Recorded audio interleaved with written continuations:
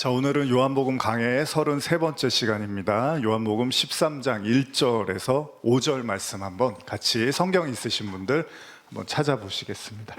요한복음 13장 1절에서 5절까지입니다. 자, 성경 있으신 분들 같이 읽어보시고 없으시면 제가 읽어드리는 거 잘 들으시면 될 것 같아요. 자, 한번 읽겠습니다. 시작. 6월절 전에 예수께서 자기가 세상을 떠나 아버지께로 돌아가실 때가 이른 줄 아시고 세상에 있는 자기 사람들을 사랑하시되 끝까지 사랑하시니라. 마귀가 벌써 시몬의 아들 가롯 유다의 마음에 예수를 팔려는 생각을 넣었더라.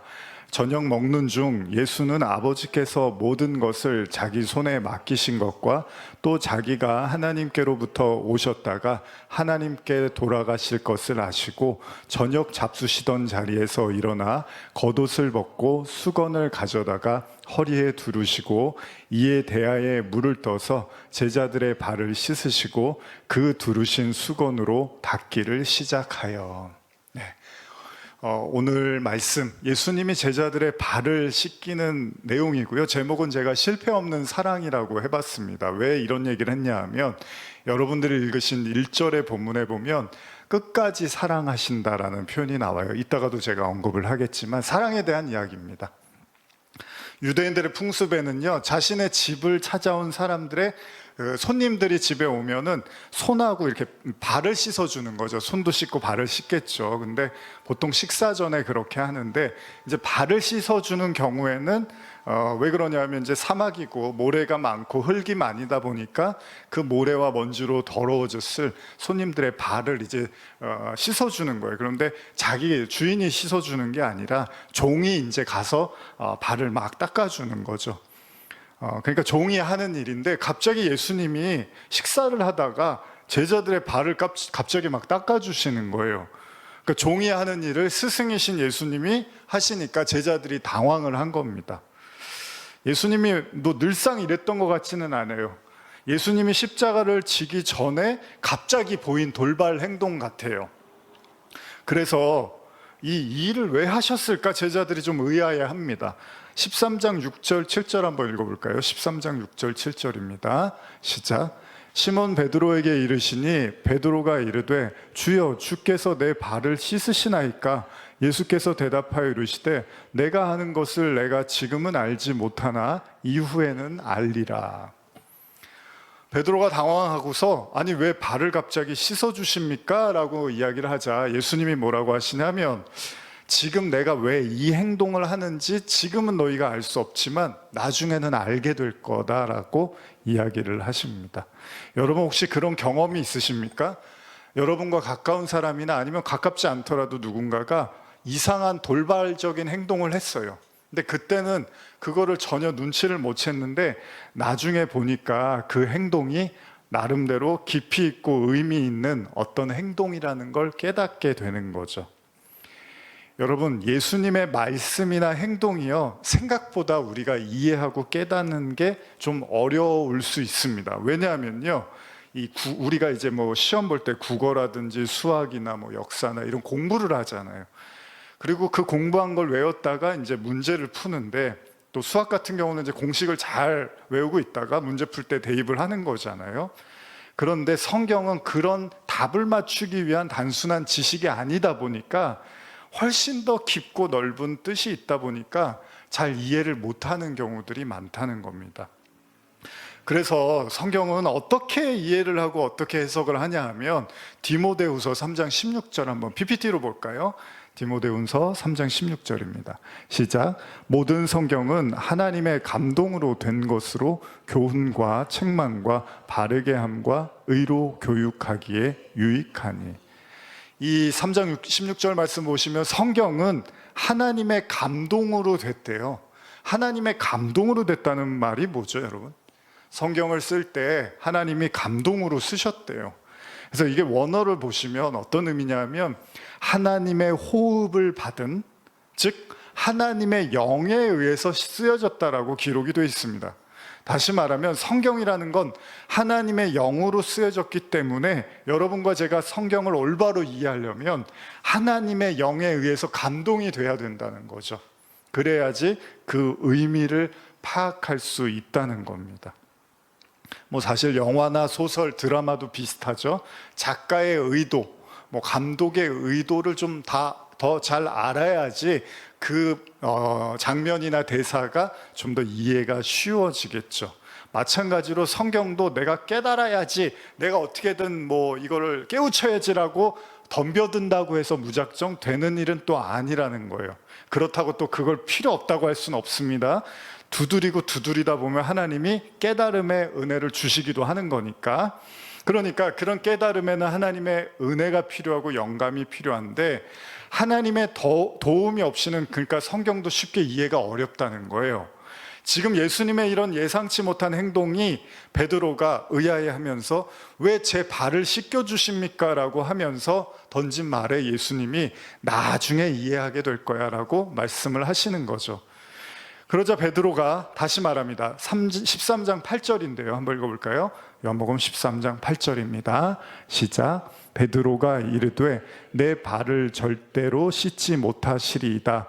예수께서 대답하시되 내가 너를 씻어주지 아니하면 내가 나와 상관이 없느니라. 스승이고 주인이신 주님이 갑자기 발을 씻으니까 베드로가 당황을 하죠. 어떻게 이런 일을 하십니까? 이런 일은 종들이나 하는 일입니다. 제 발을 씻지 마십시오 라고 하자 예수님이 뭐라고 하냐면 내가 너를 안 씻겨주면 너하고 내가 상관이 없다라고 합니다. 그러자 베드로가 또 당황을 하니까 뭐 어떻게 행동을 해야 될지. 베드로가 항상 마음이 급해요.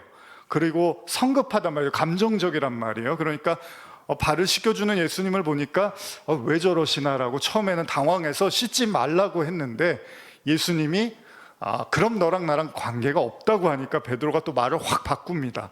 이제 뭐라고 하는지 한번 볼까요? 13장 9절입니다. 시작. 시몬 베드로가 이르되 주여 내 발뿐 아니라 손과 머리도 씻어 주옵소서. 되게 단순하죠? 말이 금방 바뀌어요. 발을 씻기니까 민망하고 미안해서 씻겨주지 마세요라고 하니까 예수님이 그럼 너랑 나랑 관계가 없어라고 하니까 바로 그러면 손과 머리도 씻겨달라고 이렇게 말을 합니다. 의도를 몰랐다는 거예요. 왜 지금 씻어주시는지를. 베드로는 예수님이 종처럼 자신의 발을 씻겨주는 게 불편했던 거죠. 그런데 상관이 없다. 그럼 너랑 나랑 관계가 없다고 하자. 그러면 이제 다 씻어달라는 거예요. 여기서 우리가 한 가지 베드로의 마음을 좀 볼 수 있는데, 아마도 베드로는요 예수님하고 멀어지는 거, 예수님께 버림받는 게 굉장히 두려웠던 것 같아요. 그래서 발을 왜 씻겨주세요? 라고 하자 상관없어, 그러면 너랑 나랑 이러자 다 씻겨주세요 라고 하는 걸 보니까 베드로는 아마 예수님 옆에 꼭 붙어 있고 싶었던 것 같아요. 무슨 일이 있어도 예수님을 벗어나고 싶은 마음은 없었던 것 같아요. 그러다 보니까 이렇게도 말을 했다가 저렇게도 말을 하는 거죠. 롤러코스터라고 하죠. 그 기차 같은 거, 그 놀이기차죠. 그런 거 타면 막 올라갔다 내려갔다 정신이 없잖아요.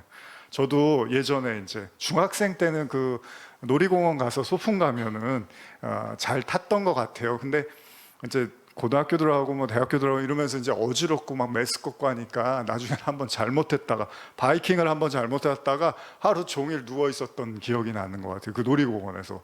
그리고 결국 못하고 이제 왔었는데 무섭죠. 그래서 눈을 이렇게 질끈 감고 꼭 타야 되면 이제 타는 경우가 있는데, 베드로도 잘 모르니까 우왕좌왕하는 거죠.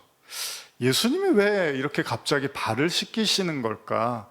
갑자기 왜 이런 돌발 행동을 하시는 걸까? 베드로가 잘 이해가 가지 않는 것 같아요. 한번 계속 읽어보겠습니다. 12절에서 14절입니다. 시작. 그들의 발을 씻으신 후에 옷을 입으시고 다시 앉아 그들에게 이르시되 내가 너희에게 행한 것을 너희가 아느냐? 너희가 나를 선생이라 또는 주라 하니 너희 말이 옳도다. 내가 그러하다. 내가 주와 또는 선생이 되어 너희의 발을 씻었으니 너희도 서로 발을 씻어주는 것이 옳으니라. 드디어 예수님의 의도를 알게 됐습니다. 자신이 선생이고 주님이심에도 불구하고 발을 씻겨준 이유는 14절에 내가 이렇게 씻겨준 것처럼 너희도 서로 발을 씻겨주라고 하는 거죠. 여러분, 그래서 우리가 이제 그 부활주일 앞두고 고난 주간에 주로 많이 하는 것 중에 하나가 세족식이라는 게 있습니다. 발을 씻겨주는 거예요, 상대방에. 혹시 누가 여러분들 발 씻겨준 거 이렇게 경험해 보신 적 있나요? 저는 이제 발을 누가 만지면 간지러워서 못 견뎌요. 그래서 그 발 지압이나 뭐 마사지 이런 거 저는 절대 못 할 것 같아요. 그 누가 손만 대도 웃겨서 참지를 못 할 것 같아요. 근데 어쨌든 간에 서로 발을 씻겨주라고 예수님이 지금 이 행동을 하셨대요. 자, 한번 계속 또 읽어볼까요? 15절에서 17절입니다. 시작. 내가 너희에게 행한 것 같이 너희도 행하려 하여 본을 보였노라. 내가 진실로 진실로 너희에게 이르노니 종이 주인보다 크지 못하고 보냄을 받은 자가 보낸 자보다 크지 못하나니 너희가 이것을 알고 행하면 복이 있으리라. 결국 예수님의 말씀의 핵심은 뭐였냐면 서로 종이 돼서 서로 섬기고 사랑하라는 얘기를 보여준 것 같습니다. 그렇죠. 예수님의 핵심 가르침은 사랑입니다. 사랑. 그리고 그 사랑은 머리로만 하는 사랑이 아니라 서로의 발을 씻겨줄 만큼의 섬김과 낮아짐의 사랑이라는 거죠. 여러분, 발을 씻기는 것이 지금 읽으신 것처럼 종들이 하는 일이잖아요. 근데 종들이 하는 일을 너희들이 친구들에게도 주변 사람에게도 종들이 하듯이 너도 종처럼 행하라는 거죠. 섬기라는 거잖아요. 이게 예수님의 아주 위대한 가르침인 거죠.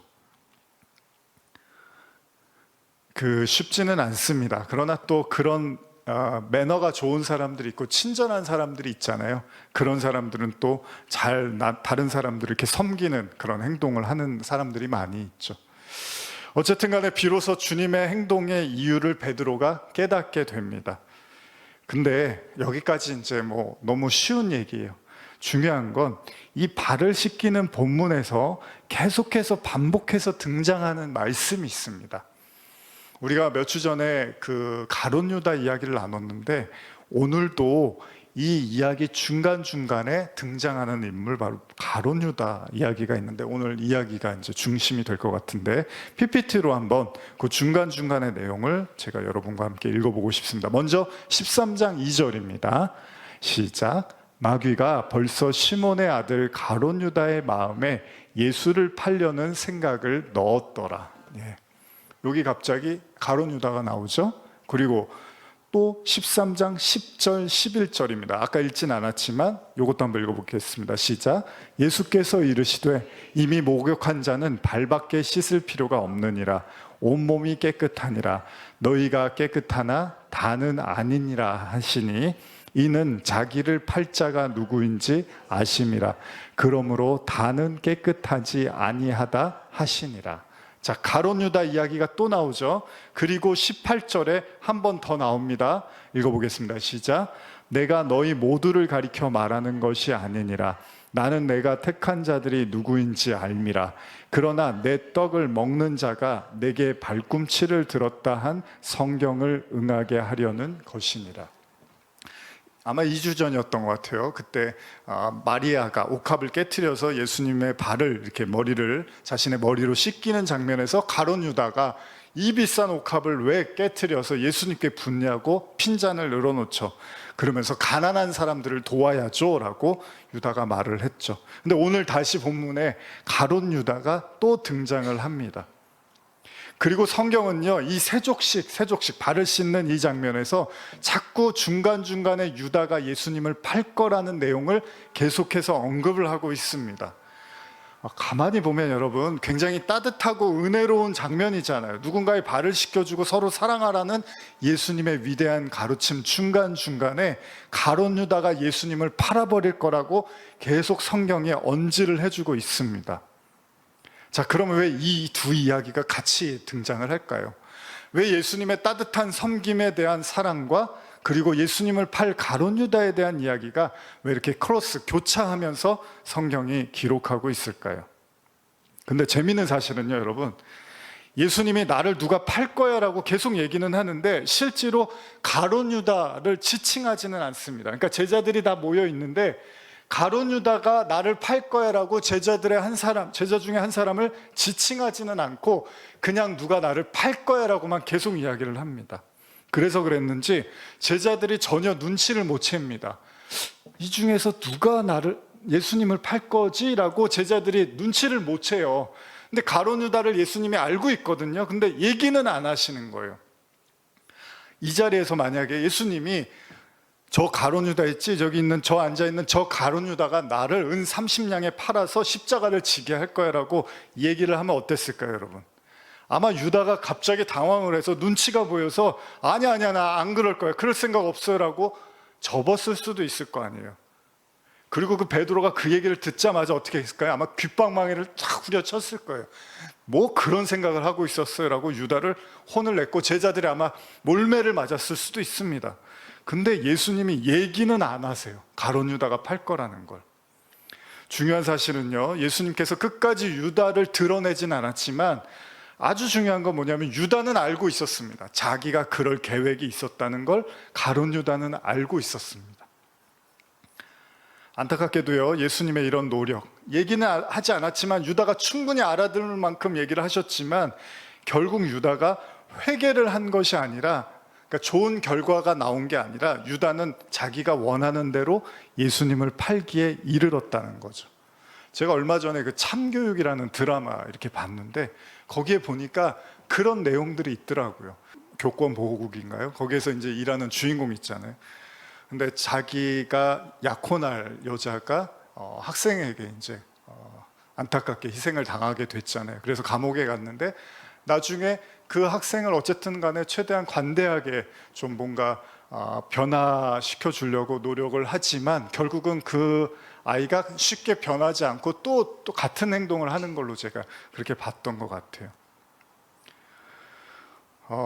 상대방이 노력하고 기다려주고 상대방이 바꿔지기를 인내했는데 결과적으로는 똑같은 상황이 반복이 되면 그게 이제 속이 상하잖아요. 힘이 들잖아요. 가룟 유다에게 예수님이 여러 차례 경고를 하고 말씀을 하셨는데 유다가 이것을 마음을 바꾸거나 계획을 바꿀 마음이 없었다는 거죠. 그리고 예수님은 마지막까지도 그 유다를 드러내지를 않더라는 거예요. 물론 예수님은 가룟 유다가 자신을 팔아서 십자가를 지는 것까지가 하나님의 뜻이라고 생각을 했는지도 몰라요. 그래서 우리 같으면 빨리 얘기를 해서 이 문제를 수습을 할 텐데 예수님은 끝까지 침묵을 일관하십니다. 자, 인내의 이유가 뭘까요? 예수님은 왜 유다에게 말하지 않으셨을까요? 아까 우리가 처음 읽은 요한복음 13장 1절이 그 해답을 갖고 있습니다. 제가 읽어드릴게요. 여러분 같이 읽어볼까요? 13장 1절입니다. 유월절 전에 예수께서 자기가 세상을 떠나 아버지께로 돌아가실 때가 이른 줄 아시고 세상에 있는 자가 사람들을 사랑하시되 끝까지 사랑하시니라. 제가 예전에도 이 본문을 설교를 했었는데 끝까지라는 말씀을 이제 주목을 했습니다. 끝까지 사랑한다는 게 뭘까요, 여러분? 끝까지 사랑한다는 거. 더군다나 그냥 사랑이 아니라 하나님이신 예수님이 인간을 사랑하는데 끝까지 사랑한대요. 자, 사랑한다. 우리가 알고 있는 성경의 핵심이 사랑인데 이 사랑이라는 거 아무도 여기에 이견이 없으시잖아요. 성경에서 제일 중요한 단어는 사랑이 맞습니다. 하나님 사랑, 이웃 사랑이 맞습니다. 그리고 지금 예수님이 제자들을 끝까지 사랑하셨다고 해요. 자, 그러면 끝까지 사랑이라는 말을 다른 말로 풀어서 설명하면 뭐가 될까요, 여러분? 어떻게 하면 끝까지 사랑이 될까요? 바울이 고린도전서 13장에서 목숨을 내어주고 자기가 가진 모든 걸 다 내어주고 모든 걸 불사르고 이런 걸 우리가 끝까지 사랑이라고 할 수 있잖아요. 여러분들이 만약에 여러분들의 곁에 있는 사람을 사랑하시는데 끝까지 사랑한다 그러면 어떻게 사랑하실 겁니까? 보통 우리는 우리의 목숨까지 주면 이제 그 정도로 이야기하거나 아니면 전 재산을 그에게 다 줘도 아깝지 않을 만큼을 우리는 끝까지 사랑이라고 말할 수 있을 겁니다. 근데 그건 인간의 개념이고, 그럼 하나님이 말씀하시는 끝까지의 사랑의 개념은 뭘까? 사실 여러분들이 모르지 않습니다. 마태복음 5장 43절 44절인데요 PPT로 한번 보시겠습니다. 한번 보시겠습니다. 시작. 또 내 이웃을 사랑하고 내 원수를 미워하라 하였다는 것을 너희가 들었으나 나는 너희에게 이르노니 너희 원수를 사랑하며 너희를 박해하는 자를 위하여 기도하라. 자, 우리가 생각하는 끝까지 사랑은 내가 누구를 사랑하는데 최대한 할 수 있는 사랑을 끝까지라고 생각하잖아요. 근데 성경이 말하는 끝까지 사랑은 그런 개념보다는 내가 도무지 사랑할 수 없는 사람을 사랑하는 걸 끝까지 사랑으로 볼 수 있다는 거예요. 이해하셨죠? 내가 사랑할 만한 사람을 더 내가 최선을 다해서 사랑, 우리는 이런 끝까지를 생각하는데 성경에서는 절대로 내가 사랑하고 싶지 않은, 사랑해서는 안 되는, 아니 복수해야 되는 그 원수를 사랑할 때 거기에 끝까지 사랑이라는 표현을 할 수 있다는 거죠. 여러분, 유대인들은요, 눈에는 눈, 이에는 이라고 했습니다. 그게 뭐죠? 저 사람이 나한테 주먹으로 내 눈을 때렸으면 나도 똑같이 가서 주먹으로 눈을 때려야 되고요, 나를 다리를 부러뜨렸으면 나도 똑같이 다리를 부러뜨려야 되는 거예요. 그게 눈에는 눈, 이에는 이잖아요. 이게 원수는 원수로 갚아야 된다는 얘기죠. 그런데 예수님이 느닷없이 사람들에게 원수를 사랑하라고 말씀을 하십니다. 원수 사랑. 예전에도 나눴던 내용이에요. 모르는 내용은 아닙니다. 그런데 인간의 힘으로 도저히 닿을 수 없는 영역 중에 하나가 원수 사랑이라는 거예요. 왜냐하면 원수 사랑은 내가 사랑하고 싶어도 안 된단 말이에요. 나한테 괴롭히고 나를 힘들게 하고 나한테 씻을 수 없는 고통과 상처를 준 사람을 내가 어떻게 사랑을 합니까? 이게 마음으로는 안 돼요. 그냥 겉으로 웃으면서 사랑하라고는 할 수 있어도 마음으로는 이게 잘 안 되잖아요. 우리가 마음까지는 어떻게 할 수가 없잖아요. 그런데 예수님이 이 원수 사랑을 끝까지의 사랑과 맞물려서 말씀하시는 것 같아요. 그래서 마태복음 5장 46절에서 48절 보시면 중요한 구절이어서 우리가 이제 가끔 보는데 한번 같이 읽어보겠습니다. 46절에서 48절입니다. 시작. 너희가 너희를 사랑하는 자를 사랑하면 무슨 상이 있으리요? 세리도 이같이 아니하느냐? 또 너희가 너희 형제에게만 무난하면 남보다 더하는 것이 무엇이냐? 이방인들도 이같이 아니하느냐? 그러므로 하늘에 계신 너희 아버지의 온전하심과 같이 너희도 온전하라. 잘 아는 이야기입니다. 자, 너희를 사랑하는 사람, 그러니까 여러분들한테 잘해주는 사람을 사랑하는 걸 성경이 사랑이라고 하지 않는다는 거예요. 저도 이제 목회자다 보니까 설교도 하고 목회도 하고 사람들 만나서 상담을 하다 보면 본의 아니게 저는 그런 의도로 말한 게 아닌데 또 사람들이 오해도 할 수 있고 또 제가 또 실수를 할 수 있잖아요. 그러다 보면은 또 미움도 살 수 있고 또 저에 대해서 편견을 가질 수도 있는 거잖아요. 그래서 제가 참 말씀 전할 때 조심하려고 하고 편집도 하고 할 때도 이제 그런 이제 생각을 가지고 하는데 이제 이게 하루 이틀은 아니니까 저도 오랜 시간 설교를 해오다 보니까 참 조심스러운 마음인데 또 그렇지만 말을 많이 하는 사람이다 보니까 또 말하다 보면 실수를 할 수도 있고 오해를 살 수도 있단 말이에요. 근데 지금 성경을 보면 중요한 거는 저를 따르고 좋아하고 지지해 주는 사람이 아니라 저에 대해서 안 좋은 감정이 있거나 저를 또 박해하고 싶거나 이런 마음이 있는 사람들까지도 품으라는 거잖아요. 사랑하라는 거잖아요. 마찬가지입니다. 여러분들도요. 여러분들 좋아하고 지지해 주는 사람도 있지만 여러분들 불편하게 생각하고 여러분 싫어하는 사람도 있을 거 아니에요. 근데 그 사람들을 사랑하라고 지금 예수님이 말씀하시는 거예요. 그래서 너희가 너희 형제에게만 무난하면 남보다 더하는 것이 뭐냐? 이방인들도 이렇게 하지 않는다.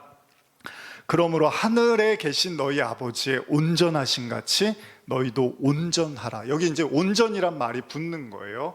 이게 참 어렵습니다, 여러분. 예수님이 온전하라고 하시면서 우리에게 제시한 게 원수를 사랑하라는 거예요. 원수 사랑하면 온전하고 나중에 이걸 뭐라 그래요? 하나님의 아들이 됐다라고까지 이야기를 합니다. 그러니까 이 영역이 굉장히 중요하고 깊은 영역이에요. 여러분, 내가 진정한 사랑을 하던 하지 않던 대부분 인간은요, 자기 기준으로 자기의 사랑을 생각해요. 특히 이제 부모님하고 자녀 관계를 보면 부모님은 사랑한다고 사랑을 했는데 자녀들은 사랑을 못 받았다고 이야기하는 경우도 많습니다. 반대인 경우도 있겠지만 부부 관계도 마찬가지입니다. 나 딴에는 한다고 했는데 왜 당신은 나를 무시하고 나의 사랑에 대해서 이렇게 가치 없게 이야기하냐고 하면서 부부싸움 하는 경우도 얼마나 많은지 몰라요. 항상 인간은 그렇습니다. 타인의 사랑은 적은 것 같고 내가 하는 사랑은 크고 고귀한 것 같다는 생각을 누구나 다 할 수 있습니다.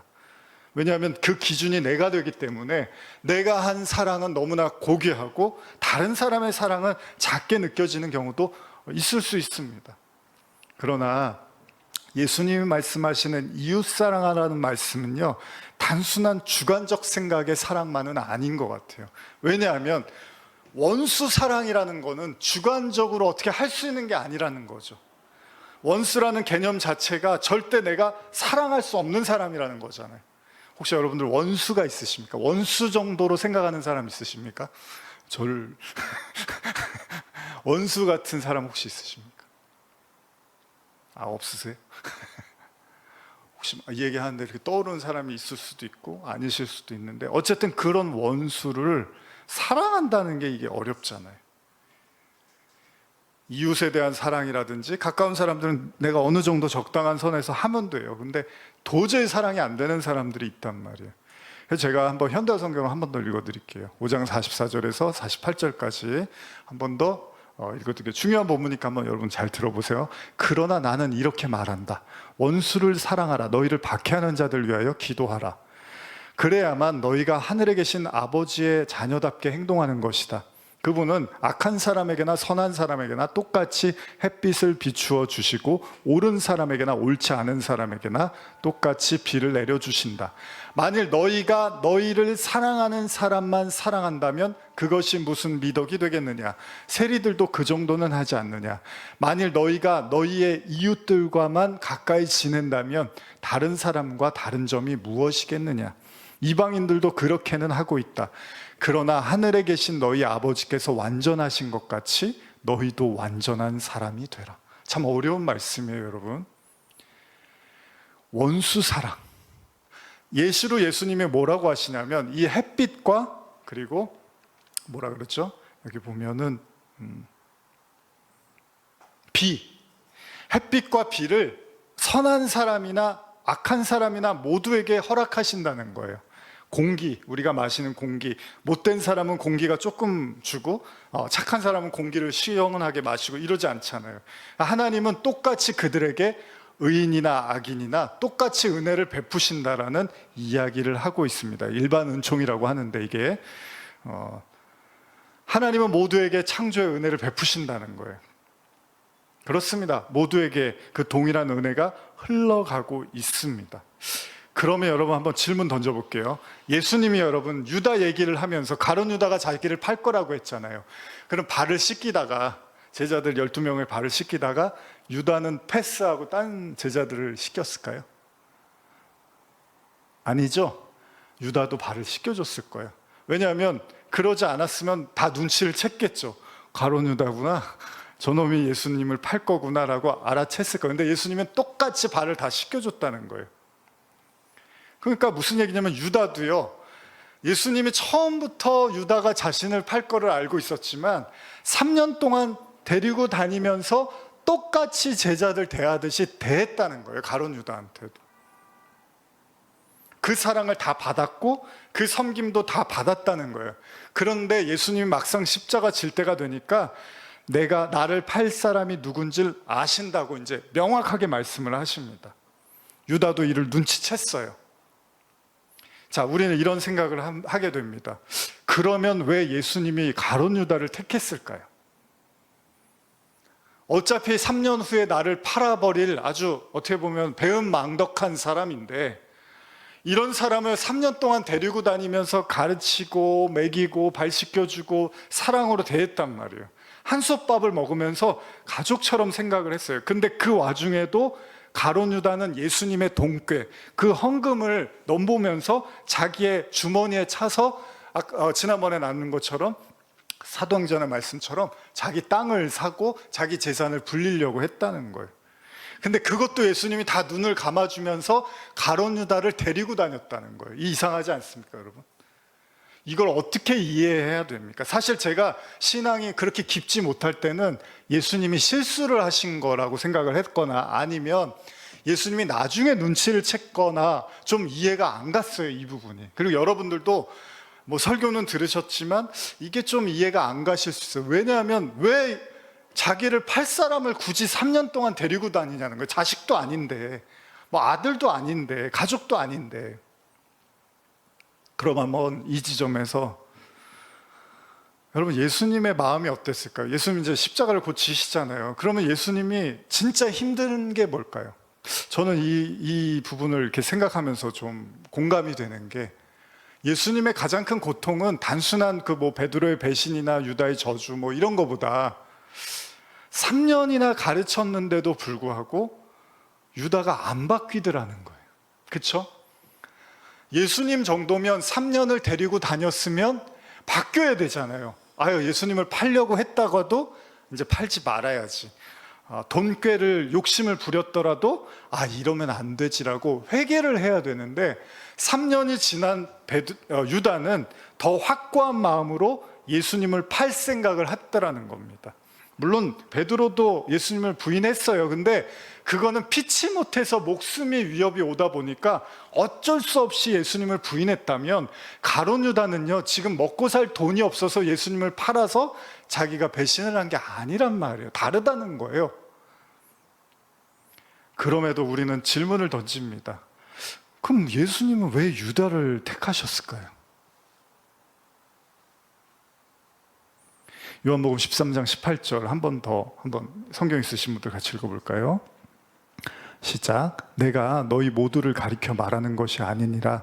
나는 내가 택한 자들이 누구인 줄 알미라. 그러나 내 떡을 먹는 자가 내게 발꿈치를 들었다 한 성경을 응하게 하려는 것이니라. 이 말씀을 보면 이미 예수님은 성경까지 지금 운운을 하신 거 보면 가룟 유다가 팔 걸 아주 정확하게 알고 계셨고, 이게 성경에도 기록된 예언이라고까지 말씀을 하십니다. 다시 말하면요, 유다는 하나님이 택하지 않은 사람이었다는 거예요. 그런데 예수님이 유다를 데리고 다니셨다는 거예요. 택해서. 이해하기 힘들겠지만 예수님의 제자이지만 그의 대적자 원수였던 유다를 예수님이 동거동락했다는 거예요. 자, 여기서 예수님이 그러면 이런 생각을 했을까요? 가룟 유다가 3년 정도 데리고 다니면 변할 거야. 내가 사랑을 마음껏 해주면 그도 어쩔 수 없이 새 사람이 될 거야.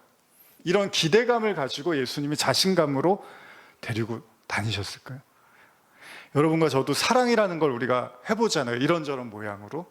근데 사랑 때문에 힘들어하고 고통받는 이유가 어디서 오죠? 내가 열심히 누군가를 사랑했어요. 근데 그 사랑을 그 사람이 알아줘서 마음도 변해지고 착해지고 그렇게 해서 뭔가 더 좋은 관계가 되면 좋은데, 문제는 뭐냐면 그 연인이나 뭐 부부나 친구, 동료, 성도 간에 다 마찬가지입니다. 그 사랑이 어떤 열매를 맺어서 더 아름다운 결실을 맺으면 좋은데, 물론 그걸 기다리면서 좌절하기도 합니다. 그러나 인내합니다. 언젠가는 좋은 결실을 맺겠지. 그런데 예수님은요 좀 다른 생각을 하신 것 같아요.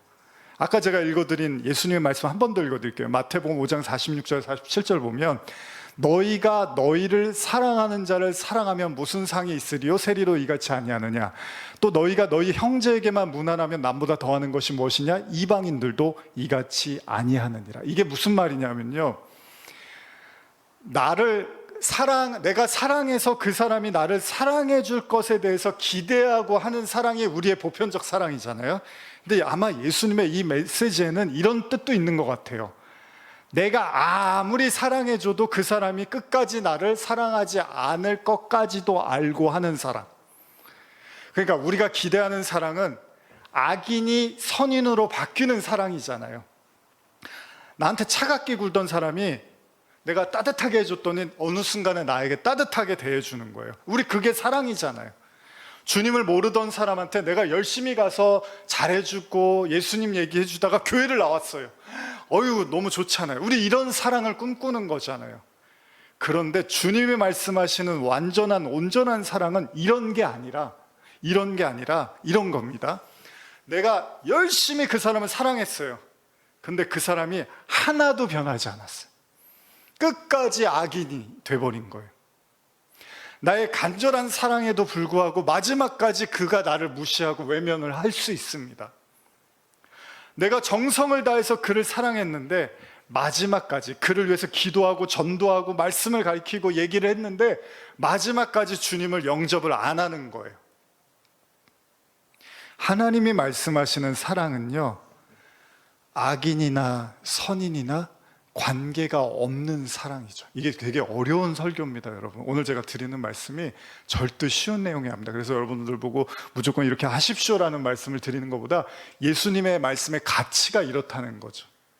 뭐냐 하면요, 우리는 견적이 나오고 사람을 보고 저 사람은 그럴 만한 사람하고는 우리가 상대를 하고 안 될 것 같은 사람은 우리가 애초에 안 하잖아요.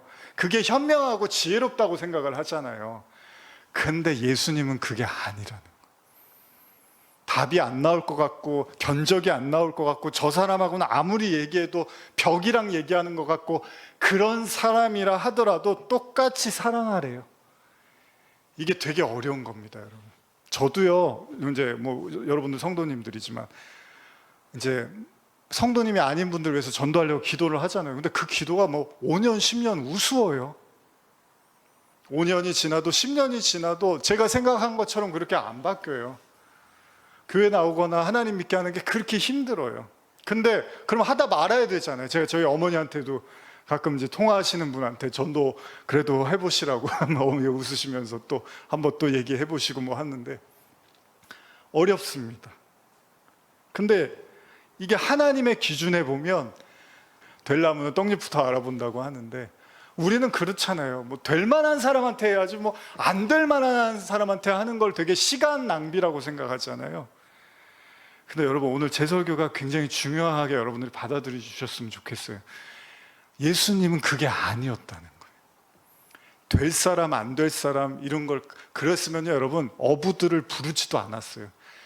여러분, 저기 마태는요 세리였어요. 세리. 이방인들의 앞잡이로 세금 뜯어갖고 로마 사람들의 그 앞잡이로 유대인들에게 세금 뜯어서 욕을 아주 진탕 먹는 사람인데 그런 사람 데려다가 제자 삼으시고 베드로도 그렇고 얼마나 어떻게 보면 좀 무식하잖아요. 베드로가 막 과격하잖아요. 막 칼로 그냥 종의 귀를 잘라버리고 막 그런 어떻게 보면 그런 어부였단 말이에요. 그러면 예수님이 뭔가 큰 맘 먹고 내가 큰 그림을 그리면 똑똑하고 잘난 사람들, 바울 같은 사람들 데리고 다니면 훨씬 더 일하기가 좋잖아요. 그러지가 않는다는 거예요. 저도 가끔은 그런 거예요. 제가 기도하고 전도하고 뭔가 중보하는 사람들이 저도 될 만한 사람들만 지금 그러고 있는 거 아닌가. 안 될 만한 사람은 아예 쳐다도 안 보고 기도도 안 하고 있는 건 아닐까. 여러분, 사도 바울이 어떤 사람입니까? 그 스데반이 죽던 자리에서 막 돌 들고서 막 돌 던지고 죽기를 바랬던 그런 사람이 사도 바울이었거든요. 근데 나중에 그냥 한 번에 변해버리기도 하는 거죠. 우리가 견적을 내고 판단하고 계산하는 거, 그게 예수님이 말씀하시는 끝없는 사랑이 아니라는 겁니다. 하나님이 말씀하시는 사랑은요, 인간을 변화시킨 힘을 가진 사랑이 아니라, 그랬으면 가룟 유다도 변해야 됩니다. 그래야지 예수님의 사역이 완성이 되는 거예요. 근데 예수님이 3년 동안 사랑했는데 가룟 유다가 하나도 안 변하고 나중에도 안 변하잖아요. 예수님 십자가 지고 나서도 안 변합니다. 베드로는 변했지만. 그런데도 예수님은 끝까지 그들을 사랑하더라는 거예요. 예수님의 유다를 향한 사랑은요, 유다의 변화나 구원을 위한 사랑이 아니었을 수도 있다는 거예요. 그의 사랑은 원수도 사랑해야 된다는 하나님의 말씀에 대한 온전한 순종이었던 것 같아요. 이게 어렵잖아요. 왜? 하나님이 온전하니까 너도 온전하라고 예수님께 말씀하셨잖아요. 그래서 예수님은 사랑의 결신이나 결과나 그 어떤 열매를 보고 사랑한 게 아니라 그냥 사랑 그 자체를 준행했다는 겁니다. 그렇기 때문에 오늘 본문이 이렇게 시작한 거예요. 다시 한번 PPT로 13장 1절 같이 읽어볼까요? 시작. 유월절 전에 예수께서 자기가 세상을 떠나 아버지께로 돌아가실 때가 이른 줄 아시고 세상에 있는 자기 사람들을 사랑하시되 끝까지 사랑하시니라. 이제 아시겠죠? 왜 끝까지라는 표현을 여기 썼는지. 그러니까 여러분이나 저나 사랑 때문에 우리가 상처받고 허탈해하고 힘들어하잖아요. 저는 그런 분들에게 위로가 됐으면 좋겠어요. 그럴 수 있다는 거예요. 여러분과 제가 열심히 사랑하고 기도하고 애썼는데 아무런 결실이 오지 않을 수도 있습니다. 우리도 얼마나 부흥을 위해서 막 기도 많이 합니다. 저희 어머니도 어떻게 성도님 한 분이라도 더 오시게 기도하고 그래도 기도해달라고 해요. 제가 안 올 수도 있고 올 수도 있고, 중요한 건 우리가 그냥 그리스도의 사랑을 계속 준행하는 거잖아요. 요즘은 이제 자판기를 많이 안 쓰는데, 저희 그 동네 이렇게 아파트 단지 어머니 댁 가다 보면은 그 문방구 앞에 이렇게 그 커피 자판기 있어요. 근데 이제 낡아갖고 요즘은 잘 안 먹잖아요. 뭐 사람 많은 데는 모르겠지만, 근데도 이렇게 가끔 서 있어요. 그러면 또 어떤 분들은 가서 거기다 동전 넣고 커피 한 잔을 마시더라고요. 커피 자판기가 사람 없으니까 나 일 안 해, 나한테 자주 오지도 않고 날도 덥고 누가 마시겠어, 그러지 않잖아요. 동전 넣어서 누군가는 또 거기서 커피를 꺼내 먹고, 뭐 하루에 정말 몇 분 안 되더라도 자기 역할을 하는 거잖아요. 여러분, 어떻게 보면 사랑은요, 결과를 보고 하는 게 아닐 수도 있습니다. 사랑은 그냥 그 자체가 가치이고 의미일 수 있겠습니다. 혹시 여러분들 사랑 때문에 괴로워하십니까? 사랑 때문에 아파하십니까? 사랑 때문에 힘드셨습니까? 여러분들의 사랑이 만약에 그 그리스도의 사랑이었다면 괜찮습니다. 예수님이 여러분들에게 위로해 줄 거예요. 야, 나도 가룟 유다 마지막까지 사랑했어. 사랑은 그런 거야. 그렇습니다. 사랑은 그들이 바뀌거나 달라지지 않아도요, 사랑의 목적은 변화가 아닙니다. 그 자체가 사랑입니다. 믿음, 소망, 사랑, 그 중에 제일이 사랑입니다. 오늘 여러분들의 마음에 그 하나님의 사랑으로 위로가 넘치시기를 소원하고, 또 여러분들이 하고 계신 그 사랑이 그리스도의 사랑이기를 또 간절히 축복합니다. 기도하시겠습니다. 하나님 아버지, 사랑이라는 말, 사랑 참 흔하고 흔합니다. 그러나 우리는 오늘 그리스도의 사랑을 나누어 봤습니다. 가룟 유다까지도 품을 수 있었던 그 사랑, 그것은 사랑의 실패가 아니었습니다. 오히려 실패 없는 사랑을 예수님이 우리에게 보여준 것이었습니다. 사랑은 성공과 실패로 가릴 수 있는 것이 아니라 사랑 그 자체가 이미 성공임을 기억하게 하여 주시옵소서. 감사드리며 예수님의 이름으로 기도합니다. 아멘.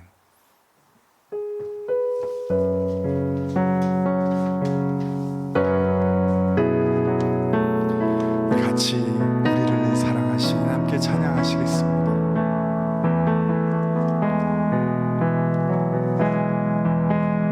우리를 사랑하신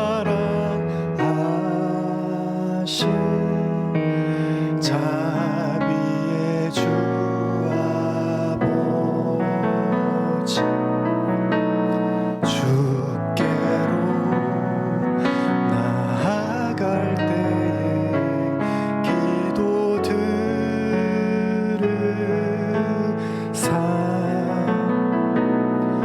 우리 죄악과 강팍한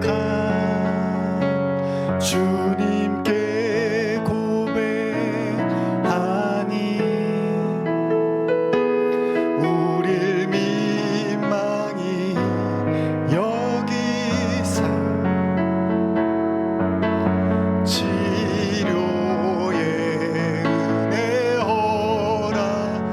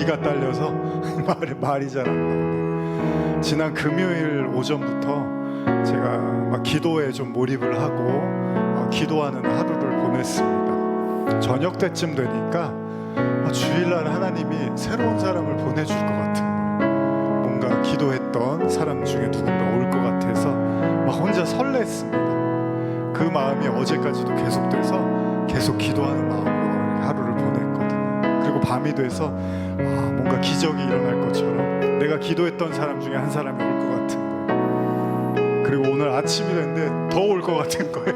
그래서 기대감을 가지고, 물론 어머니도 오셨지만 어머니는 저희 성도님이니까 그래서 제가 마음이 막 충만했어요. 그래, 하나님의 기적을 보여주실 거다. 그런데 이제 설교 끝나고 예배 다 끝났는데 아무도 오지 않았습니다. 근데 낙심이 되지 않습니다. 오늘 말씀이 저에게 또 위로를 주는 것 같아요. 결과가 뻔할 수도 있고 열매가 없을 수도 있습니다. 그렇다고 기도한 것 자체가 잘못된 건 아니잖아요. 그리고 그런 기대를 가진 것도 잘못은 아닙니다. 그런다 할지라도 저는 계속 기도할 거고 기다리고 희망을 가져보겠습니다. 여러분들이 지금 기도하는 일들 변화가 없을 수도 있고요, 응답이 안 되는 것 같을 수 있어요, 기적이 안 일어나는 것 같을 수 있지만 그래도 그 기도의 끈을 놓지 마시고, 잘못된 기도가 아니라면, 여러분들이 무슨 사기를 치기 위한 기도가 아니라면, 여러분들이 순수한 마음으로 함께 기도하는 거라면 계속 그 기도를 이어가시길 바랍니다. 특별히 오늘은 여러분과 함께 두 가지 위해서, 여러분들의 간절한 기도 그리고 우리 집사님을 위해서 우리 함께 기도하시겠습니다.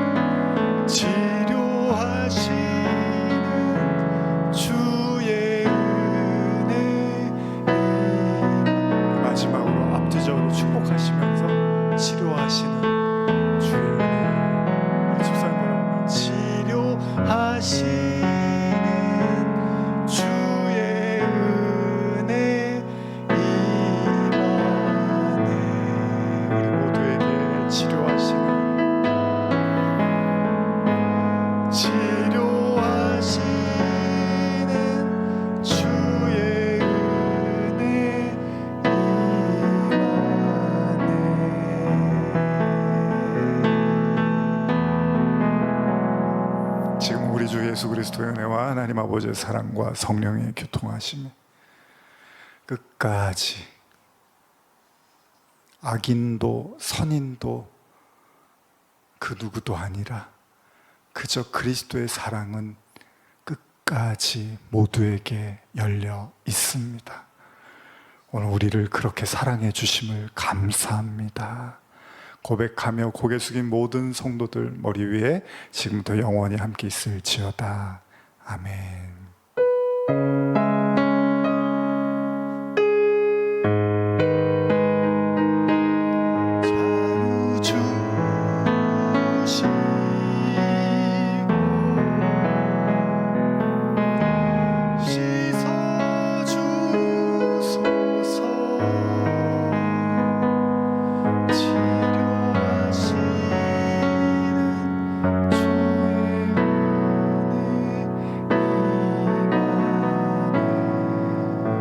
같이 불러볼까요?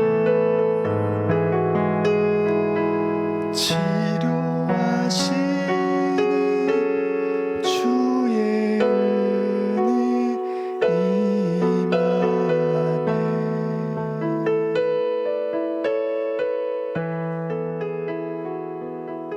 아멘. 감사합니다. 점심 맛있게 드시고.